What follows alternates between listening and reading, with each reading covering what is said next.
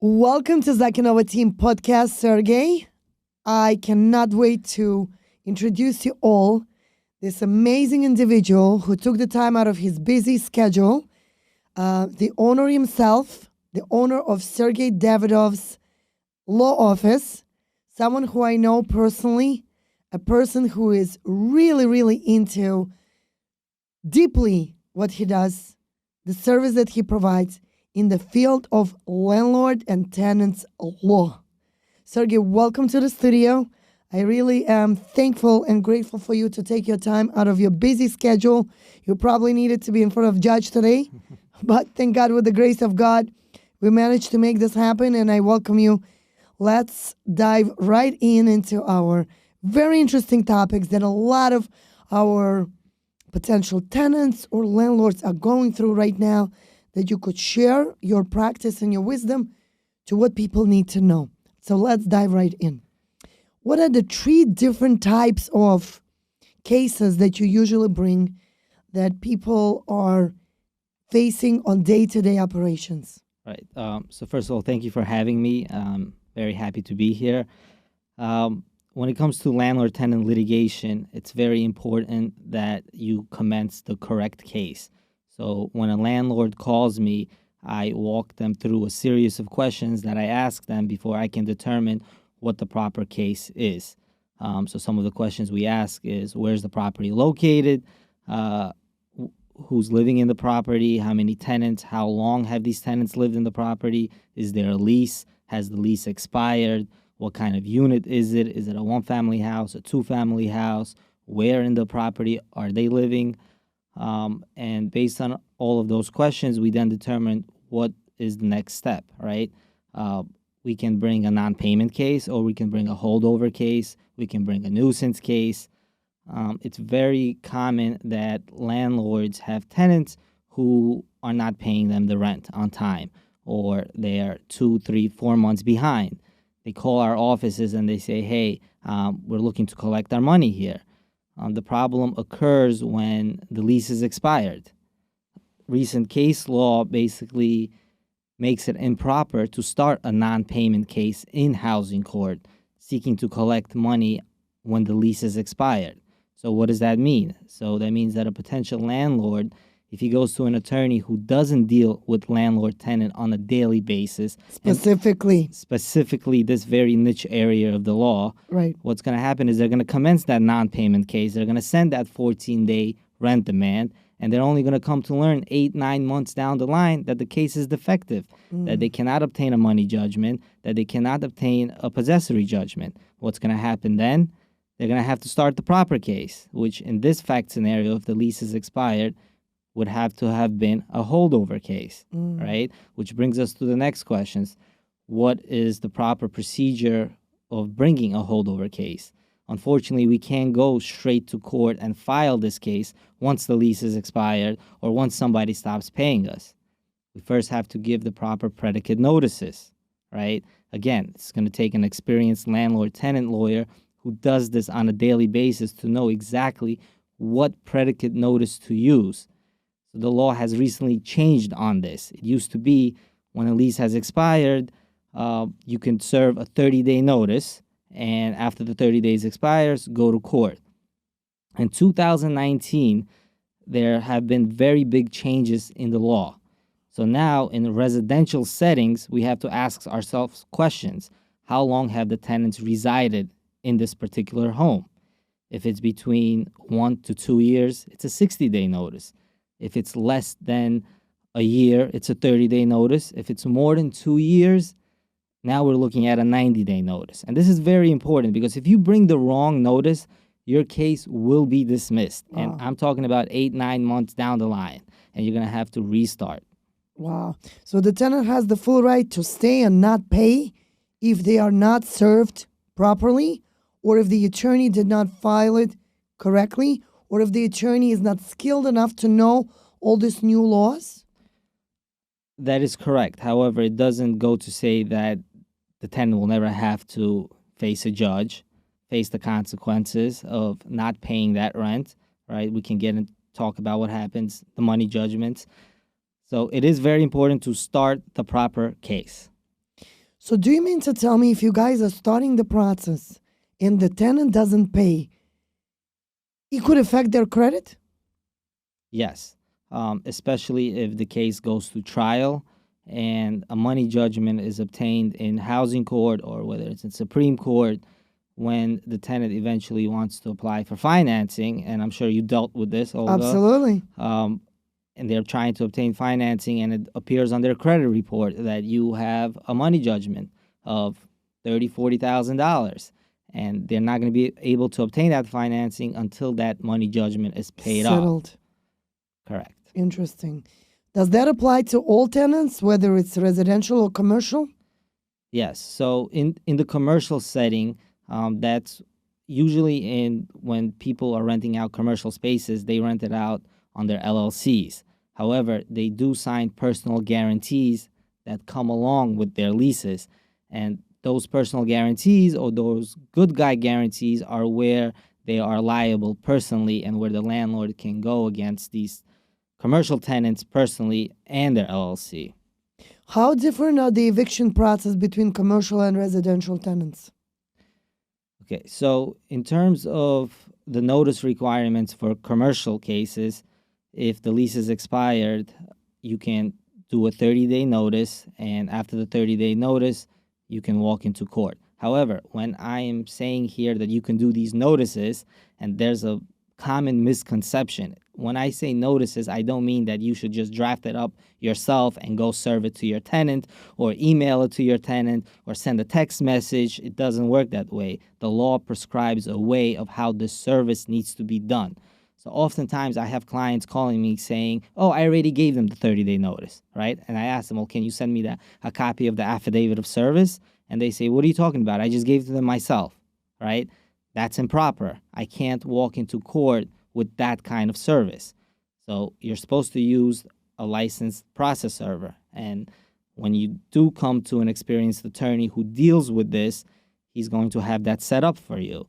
So the number one defense that tenants use in court is they say they were improperly served. So the only way you're going to prove that they were properly served is when a licensed process server does it, and we have the affidavit of service. The licensed process server has his GPS records, and the licensed process server knows the law in regards to service.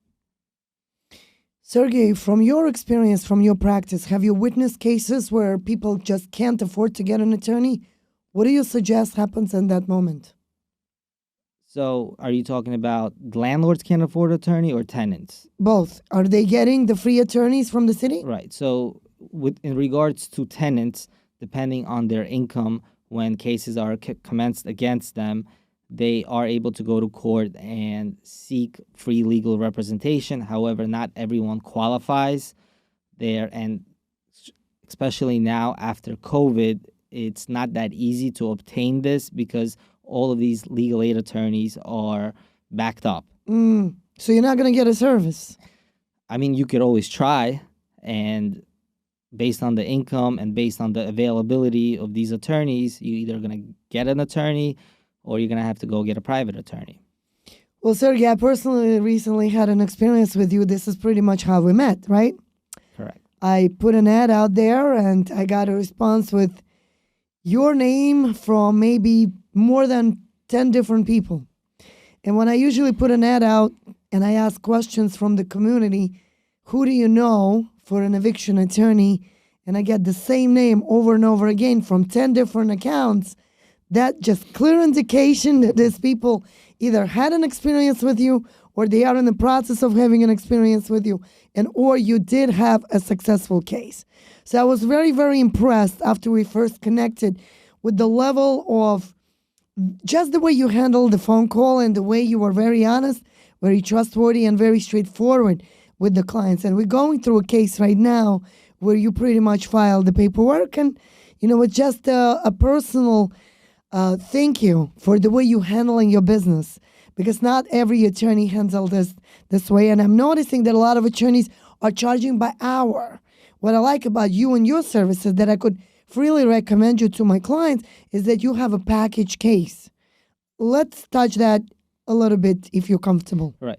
So I have several different options when it comes to retaining my firm. I have pay-as-you-go options, I have flat fee options, and I have a semi-flat fee and a pay-as-you-go. It all depends on the situation and how difficult the tenant is going to be. Now, as much as I want to make money, I always tell my clients straight if we should even commence a case. There are situations where we don't commence cases, right? I don't want a client paying me money and then calling me back saying, well, why did we do it this way if this is what happened? So I always tell it up front the consequences of commencing a certain type of case and the consequences of not commencing the type of case. Do you focus more on like landlord tenants only? Is that your full-time bread and butter, or you do any other legal line of work? So my firm is a real estate firm. We do real estate transactions. We prepare leases. We review leases, commercial leases, residential leases. And we're really heavy on the landlord-tenant litigation aspect. It's a very niche area of the law that you really need experience in and need to know what you're doing in. So that's where we're getting a lot of calls. Are we going to give any special offer to our listeners today? Yeah, I think for everyone that's listening, and to the very, very end, keep watching, guys. We have came up with a special coupon code. Keep watching. So in the end of the recording, we will give out that special code. And anyone who is going right now through any challenges or problems, whether are non-paying tenants or landlords that are being challenged, there's definitely going to be a coupon code that you guys can reach out to Sergey, and you will get a discounted rate. Now, Sergey, what were the most challenging cases? Let's talk about something recent. Have you had cases where like a family evicting a family? Right. So those are the hardest cases when you have one family who's seeking to evict another family member. Now, I've heard it all. I'm getting calls. I want to evict my son. I have a mother who wants to evict their son. I have a father who wants to evict a daughter. I have spouses who want to evict their spouses. I have all sorts of things. And those are the hard cases. And those are cases that sometimes are not worth touching. What do you find your drive in your job? Like, you must be very passionate about what you do. And it truly shows that you're very good at what you do. A lot of during COVID, I should say, a lot of people just walked out of that field of legal land completely. Like, there were times where I just couldn't find an eviction attorney for my clients. How did you manage to stay and do what you do in such a very heavy duty, challenging field of real estate law, I would say?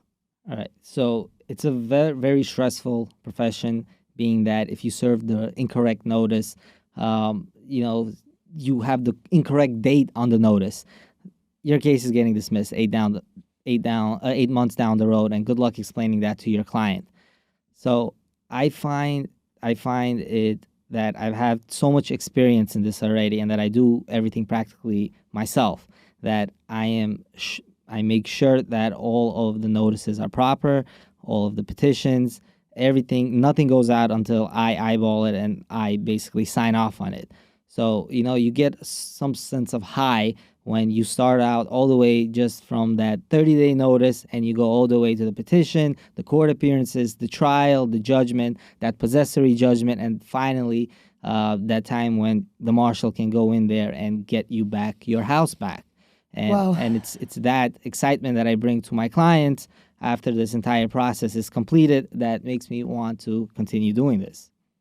Where's your passion coming from originally? Let's go back to basics. Like, where did you start when you went to law school? I know there is many different fields you could choose to be at, right? Right. I mean, I always wanted to be in the service field. I always wanted to develop personal relationships with the people that I'm working in. So I believe that this field allows me to do that. All of my clients are all in my phone book. I have personal relationships with all of them. They call me night and day. And I'm talking about calling me about issues regarding, the toilet is not flushing correctly and the tenant is complaining about, do I have to fix it, right? I have people calling me about, can I accept this money? We started the case, but can I accept the money? Which brings me to another point, another way your case could get dismissed. Are we allowed to accept money after we start cases? Right? What do you think, Olga? Are we allowed to accept money after we commence cases from tenants? Well, it depends if you want to keep the tenant.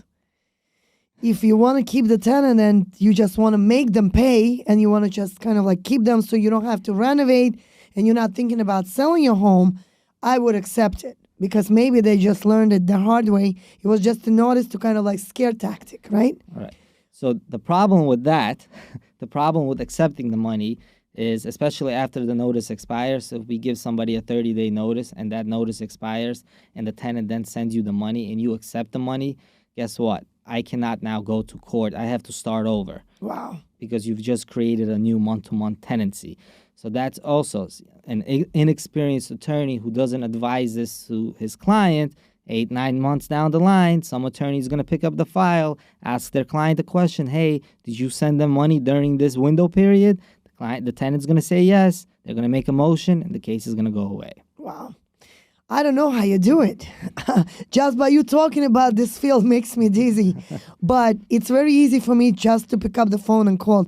I actually had a recently case where the seller says to me, I want to get my tenants out. Can I turn off the water and the heat? Right. That's a very popular question. And the answer to that is no. You cannot turn off essential services. You cannot turn off the heat, the hot water, the electricity, even if your lease says that so-and-so was is in charge of the electricity. At the end of the day, if the tenant goes to court, takes out what's called an HP proceeding, the judge is not going to care whether the tenant owes you money, whether the tenant doesn't owe you money. All the judge is going to be concerned about is these repairs. Wow. Well, Sergey, there is a lot of landlords nowadays in New York that are looking to develop this portfolio for themselves and dive into the world of landlords. What would be your best piece of advice to those that are just beginning that process? Right. What quality and characteristics one should possess?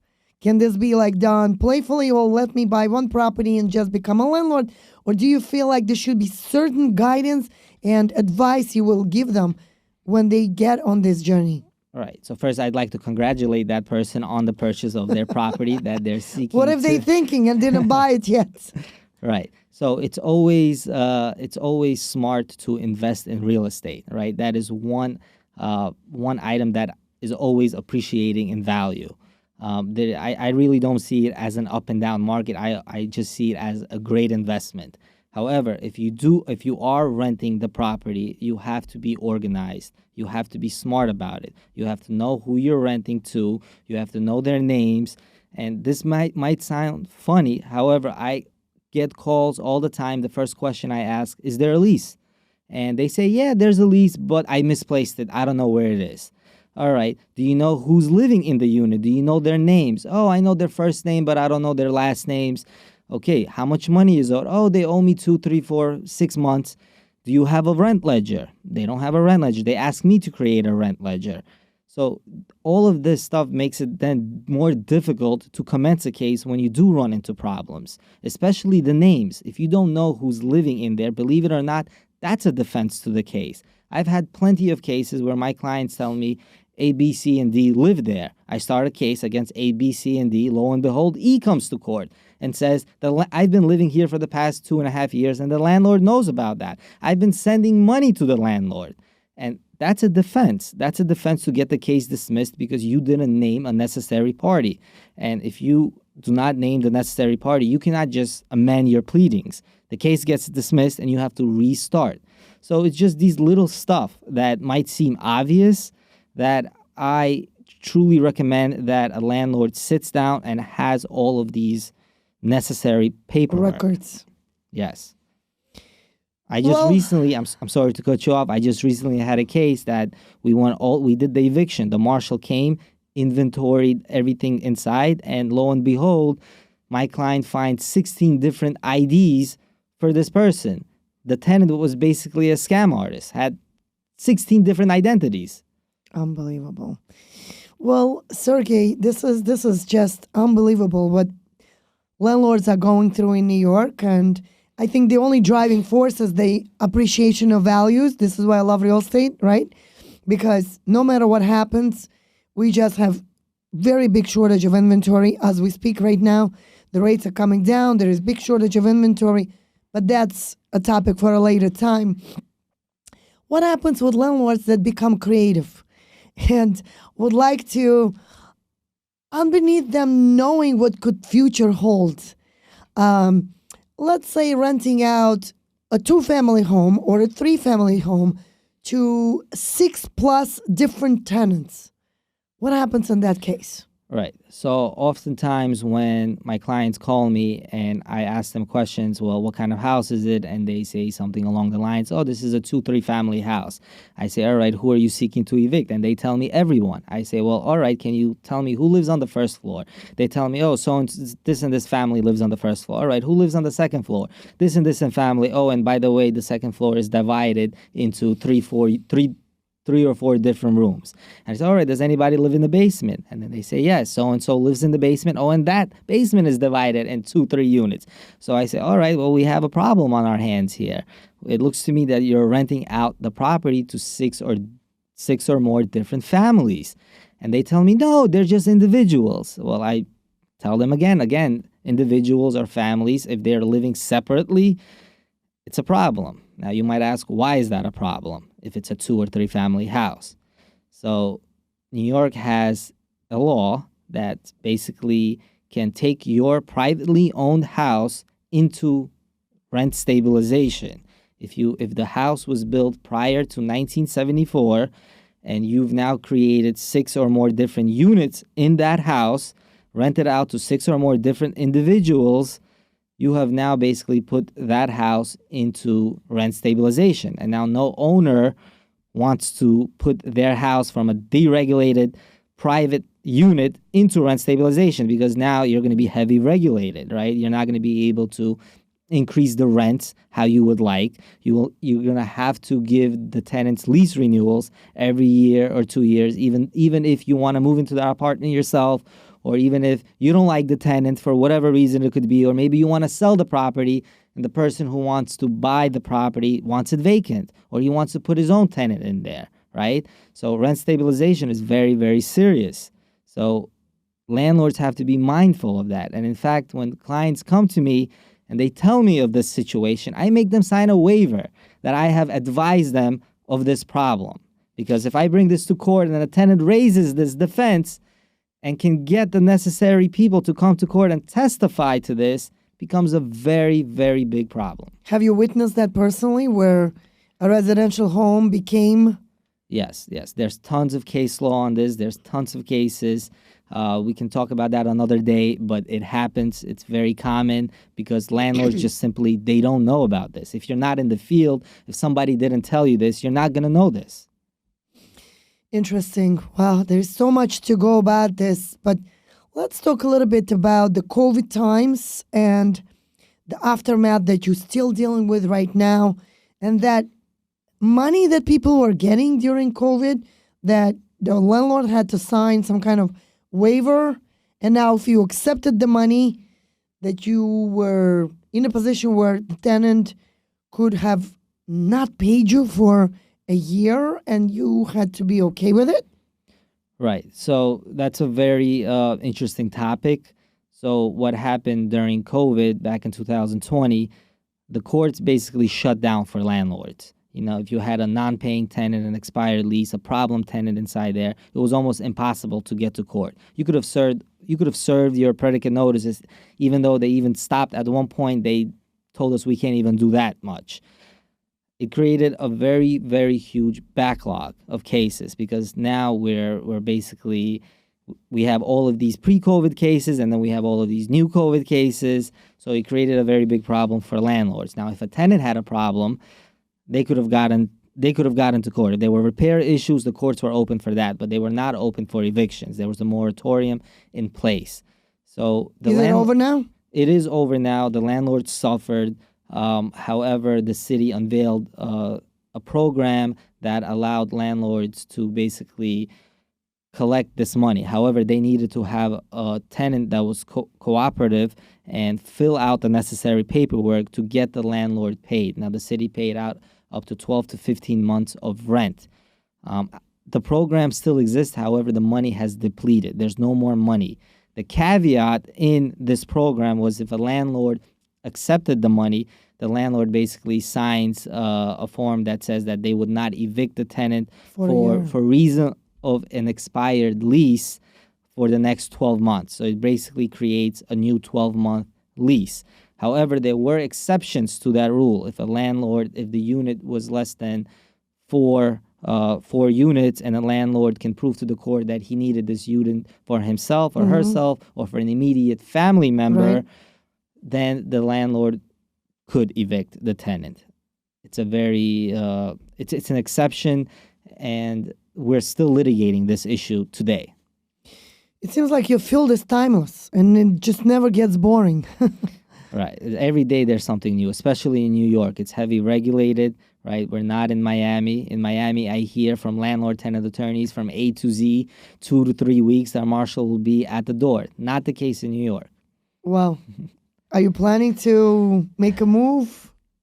Or you feel like this is a very busy field where you just want to stay where you are? All right. So with my niche area of the law, I told my wife and the kids, New York is where we are going to be for quite some time. Until you one day retire, right? Yes. Sergey, how's things right now in the court systems? Are they loosening up? Is it becoming more easier, better, more automated? I know, like, my son went to DMV yesterday and you have to make an appointment. A lot of places now you have to make an appointment, and just becoming different. With having this AI systems, can AI ever replace an eviction attorney? I don't think, I don't advise an AI to replace an eviction attorney. However, COVID did bring about some good changes. Right. And some good changes is that we have now a system where we're able to file these cases from the comfort of our own home or office. We don't have to physically go inside these courtrooms and physically file the papers, which would kill an entire day. Wait on those long, tremendous lines. When you hire an attorney, the attorney can use the e-filing system to file all of these papers, all of the motions, the summons and the complaints, the petitions. Everything is filed and everything is public. So you as a client can also check in the system to see how your case is progressing. Are you faced with situations where a seller comes to you and wants to sell their property, but there's a problem tenant? All the time. And what do you do in those situations? Well, it's it's very important to have a good landlord-tenant attorney. This is how I pretty much met you. This is pretty much how I come to experience, where I need to know very clearly, based on my judgment, what do they need to do. And it's been, in the past couple of weeks, numerous occasions where I needed your help. And yes, we do come across a lot of different challenging cases where we need to really turn on the judgment very quickly. Who would be the proper match for the current situation? And I've called you numerous times already, and you handled it all for me. And definitely looking forward to many more referrals in the future. And yes, definitely. It's definitely is a very challenging field, where I have landlord that would like to sell their property. And we have a case right now that we're actively working on, Right. where we filed for paperwork, right? Right. Tenant doesn't want to give access. No, the tenant doesn't want to give me access. Sometimes we want to be just super nice and give them option to stay in the property until the property is sold. But in many cases, they don't want to even cooperate. Why is that the case? Why do you think that they don't want somebody purchasing the unit? Are they afraid that the person purchasing the unit is going to want them out? No, in my case, when someone is telling me they don't want brokers to come in, it's very simple. They probably don't live in the most attractive way that I could come in and take pictures. So it's probably a hoarder style situation. Right. Nobody wants to invite you to their private home. Yes, but I've sold properties that belonged to hoarders that I was not even allowed to enter, even at the day of a walkthrough. And the seller would just take the buyer in, and the buyer would tell me, Olga, you couldn't even walk. So sometimes they just embarrassed to even have me come by to take a look at their lifestyle. Right. Now, are these properties being sold for more with tenants inside versus vacant? Vacant homes always go for more money. Even if you have a good tenant that you can show the prospective buyer is paying every single month? Well, if we have a proof of someone paying on time and it's an investment property, yes, that property could be sold with tenants. And sometimes we do offer that option where we tell landlords, please let your tenants know that we could still sell the property with tenants being there. And if the tenants fully cooperate with us and we don't have any kind of problems, I pretty much go and market properties with an understanding that the tenant will remain, given the fact that maybe they will have a strong interest to remain on the property and possibly to be open to little teeny tiny increase. Sometimes we leave them with the same rents and maybe increase down the road. But if the tenant's performing well, they are showing their property, they're not causing any problems with cooperation on showings, and we could market the property without any problems, usually we don't need to start an eviction process. But if I have cases like right now where the seller wants to sell, she's actually paying out of pocket because it's costing her a lot of money on situations where the taxes just significantly went up. And they have no choice but to sell. We have that option to offer the tenant either A, to buy, number one. If they say no, then to show while we're selling it. That's the second option. And the third option, if they just don't want to cooperate, we have to start an eviction process. Right. So, Right. And I always, as much, like I said, as much as I want to make money, I always say the eviction process really is the last resort. correct. It's always beneficial to try to come to a sort of resolution. However, you as the landlord should also protect yourself. Absolutely. Well, full cooperation with landlords first and then with brokers goes a long way. And if they refuse to do so, it's pretty simple. It doesn't cost a lot to file a lawsuit against the tenant and start the process, and it could potentially affect their credit. So I have a case right now where the tenant will be evicted, but they're looking to buy a house. So if they don't act mindfully on how they behave, it could it could affect their credit, and down the road, it could be their payback on the score of the credit score that's going to affect. That's correct. I represent tenants as well, and that is one of the biggest components when I do represent a tenant, that I make sure that the case gets resolved properly so it doesn't affect my client down the road when she is or he ready to purchase that property. So you mean to tell me if someone didn't pay rent for over a year and you are representing them as a landlord, tenant attorney, you could still get them out of the game as a benefit? I'm sure there's a good reason for why they maybe were not paying, so they could contact my office. We could speak. Absolutely. So you're open to discussions and to consultation, which I understand the first consultation is free. Yes. What's your contact number? 347-285-3222. Excellent.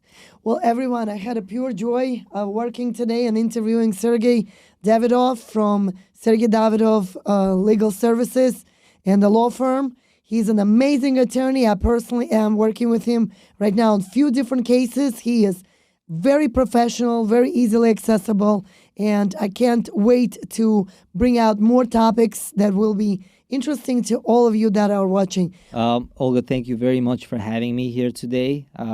I'm very grateful for the services that you provide your clients. I think you're doing a great job. Thank you. I've seen several of these podcasts, and they all have very important and helpful information. Thank you. Thank you very much for joining me, Sergey. I'm looking forward to experiencing with you many different positive outcomes with our landlord-tenants cases. And I just want everyone to know how much I trust you. And I believe in the same quality service that you are passionate about, that we both share very similar quality of attributes. And this is why I think we connected pretty well. Thanks again for joining. Thank you, Olga.